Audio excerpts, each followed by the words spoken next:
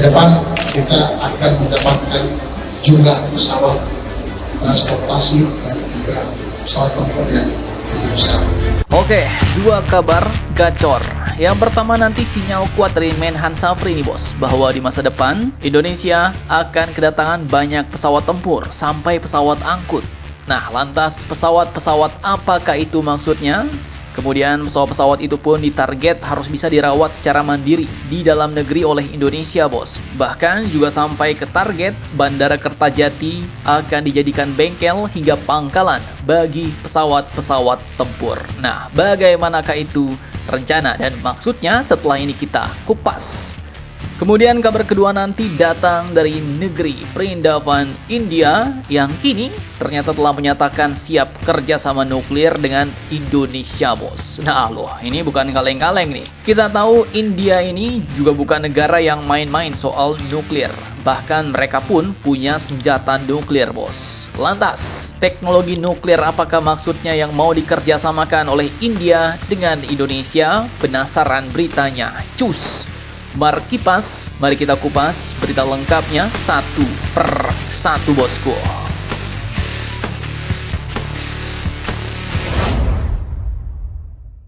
Oke, jadi baru-baru ini ada sinyal terbaru dari Menteri Pertahanan Safri Samsudin soal pesawat tempur dan pesawat angkut, bahkan juga pangkalan dan pusat perawatan alias pusat MRO-nya bos. Nah, jadi pada Rabu 19 Agustus 2026, usai menghadiri penyerahan Hercules C-130H A1319 di fasilitas GMF Bandara Soekarno-Hatta, Tangerang, Menhan Safri pun menyatakan bahwa ke depan Indonesia akan mendapatkan jumlah pesawat tempur dan pesawat angkut yang lebih besar lagi bos. Nah, pernyataan ini pun ya tentu jelas membuat kita ikut senang dan gregetan ya kan.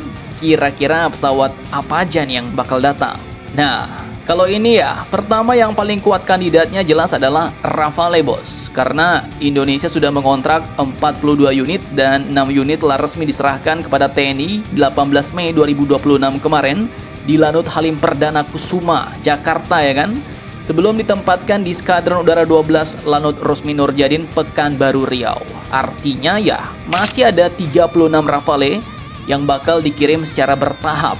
Selain itu juga ada Airbus A400M yang sudah mulai memperkuat armada angkut strategis Indonesia. Dan untuk tipe lain ya, kita belum bisa asal sebut bos, karena pernyataan Menhan belum menyebut angka maupun daftar lengkap. Jadi jangan pula sampai sinyal lebih banyak ini berubah jadi angka sakti hasil ramalan Mimin ya kan?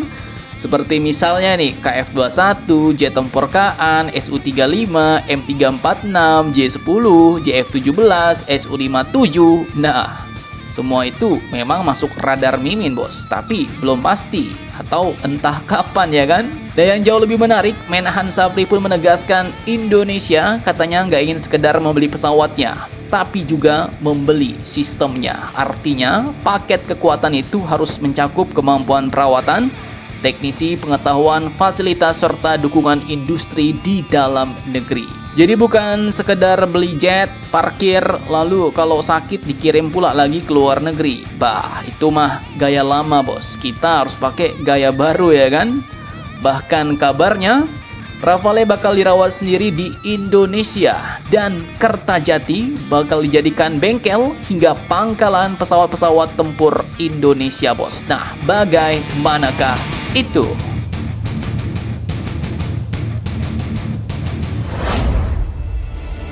Oke, jadi masih dari sumber berita berikut.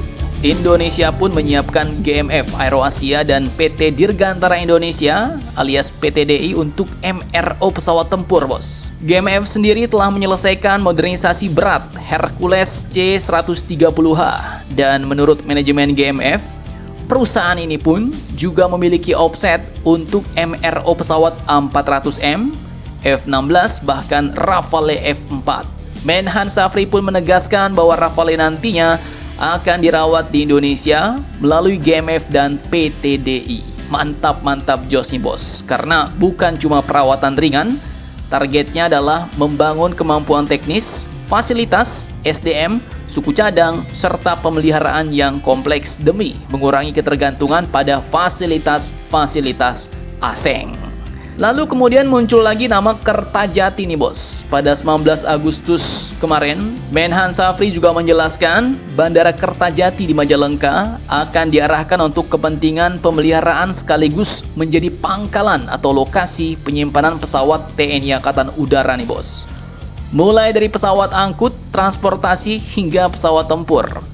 Kerjasama teknis dengan negara sahabat tetap terbuka, namun kali ini kemampuan dalam negeri jadi penekanan utama bos, jadi prioritas. Nah, untuk saat ini gacornya ekosistem Kertajati pun sedang dibangun. Kertajati Aerospace Park sedang dikembangkan sebagai kawasan MRO, manufaktur komponen, logistik, dan pengembangan SDM. PT DI bahkan juga menargetkan mulai memanfaatkan Kertajati pada bulan Agustus 2026 ini untuk mendukung uji terbang dan kesiapan armadanya bos. Dan kalau semua puzzle ini disatukan, ya Indonesia bukan cuma nambah jumlah pesawat, tapi jet tempur dan pesawat angkut didatangkan, kemudian industri lokal dipush untuk belajar, teknisi dipersiapkan, MRO dalam negeri diperkuat, dan Kertajati disiapkan sebagai salah satu wadah besarnya bos. Mantap, mantap jos.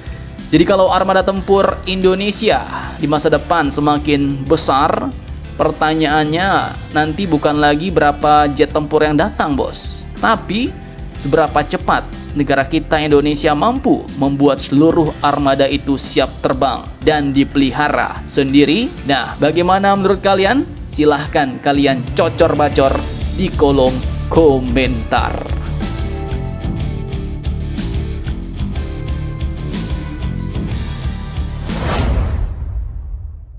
Nah, lanjut kabar panas, kali ini bukan datang dari jet tempur bos, tapi dari nuklir. Jadi pada Rabu 19 Agustus 2026, Duta Besar India, Mr. Sandip Chakravorty, telah menyatakan bahwa negaranya siap menjajaki kerjasama pengembangan nuklir dengan Indonesia bos. Pernyataan itu pun beliau sampaikan dalam diskusi di Kedutaan Besar India Jakarta setelah kunjungan PM India, Narendra Modi, pada 6-8 Juli 2026. Nah, sampai sini tahan dulu nih bos. Karena kata nuklir ini jangan langsung dibayangkan sebagai senjata nuklir ya.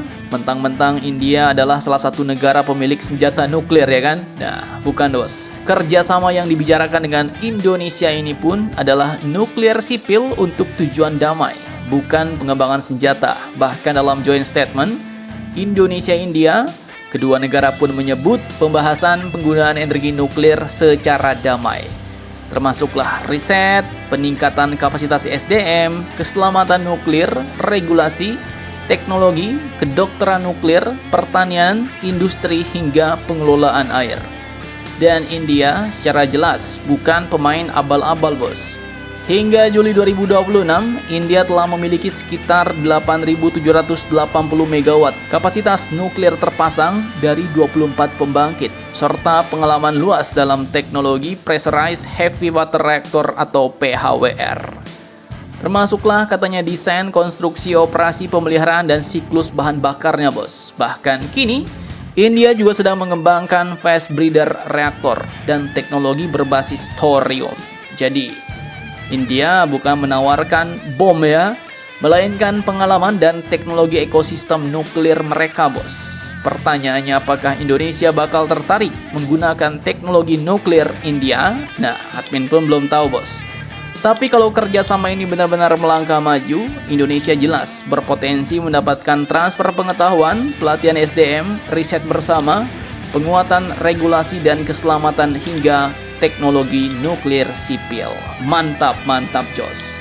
Dan jadi bagaimana menurut kalian tentang hal ini? Jangan lupa komentar, tetaplah kalian barbar dan jangan santuy terus demi Indonesia tangguh. Salam Indomax, Indo Magazines.